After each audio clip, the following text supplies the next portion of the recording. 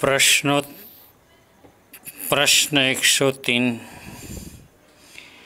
क्या ऐसा कोई नियम है कि सुबह से दोपहर तक सब लोग पूजा करके चले जाए, बाद में अब कोई आने वाले ना हो?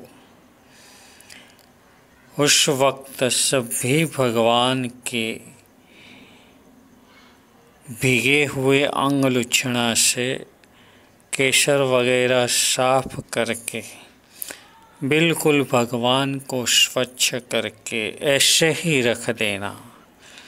बाद में उसकी पूजा नहीं करने की, फूल भी नहीं चढ़ाने का, ये योग्य है या अयोग्य है? समाधान 103। सुबह से दोपहर तक जितने भी लोग ने पूजा कर ली, उनके बाद सभी भगवान को भीगे हुए अंगुलछड़े से दरेक भगवान बिल्कुल साफ किए जाते हैं। ऐसा हमने कई जगह पर देखा है, मगर वहाँ वो लोग पूजा नहीं करते और फूल भी नहीं चढ़ाते। तो हमने जहाँ देखा वहाँ तो हमने उनको समझाया कि भाई ये बात बराबर नहीं है।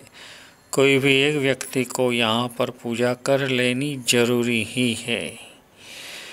इसलिए अगर कहीं पर भी ऐसा होता हो तो वहाँ पर किसी न किसी कोई भी एक व्यक्ति को सभी भगवान की पूजा कर लेनी जरूरी है। अगर एक व्यक्ति पहुंच नहीं पाती है तो दूसरे कोई भी व्यक्ति हो तो वह भी उसके साथ शामिल हो कर के एक दफ़े तो उसे पूजा करनी जरूरी ही है और फूल भी चढ़ाना जरूरी है।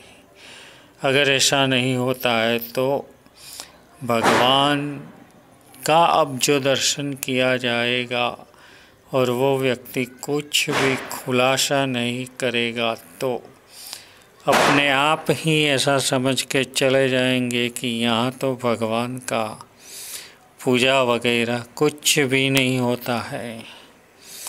और इस तरह से चले जाने से उसके मन में जो अब गलत नियम उसके मन में आ गया है वो निकालना बहुत ही कठिन हो जाता है।